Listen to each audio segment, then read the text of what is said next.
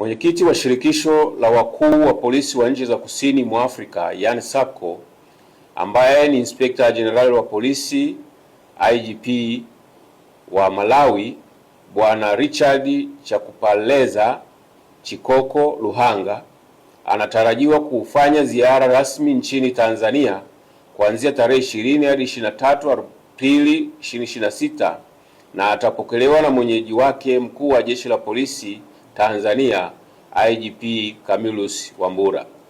Ziara hiyo ni miongoni mwa majukumu ya mwenyekiti wa SAPCO anayeongoza kwa wakati huo kutembelea nchi wanachama kwa lengo la kukagua utekelezaji wa maazimio mbalimbali yaliyopitishwa katika mkutano uliofanyika jijini Dar es Salaam Juni 2025. Wakati wa ziara hiyo kutafanyika kikao maalum kitakacholenga kutoa taarifa ya utekelezaji wa maazimio kwa mwenyekiti huyo wa SAPCO.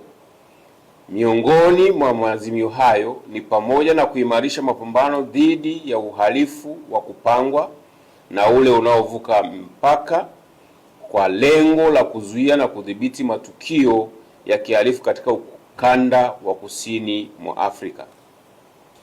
SAPCO ilianzishwa mwaka 1995 kwa dhamira ya kuimarisha ushirikiano kati ya majeshi ya polisi katika nchi za kusini mwa Afrika kwa lengo la kukabiliana na uhalifu wa kupangwa na unaovuka mipaka. Madhumuni mengine ni pamoja na kubadilishana taarifa na uzoefu katika kutekeleza majukumu ya polisi. Shirikisho hilo linaundwa na nchi wanachama 16 ambazo ni Afrika Kusini, Angola, Botswana, Jamhuri ya Kidemokrasia ya Kongo yani DRC, Eswatini, Lesotho, Madagascar, Malawi, Mauritius, Msumbiji, Namibia, Shelisheli, Tanzania, Zambia na Zimbabwe.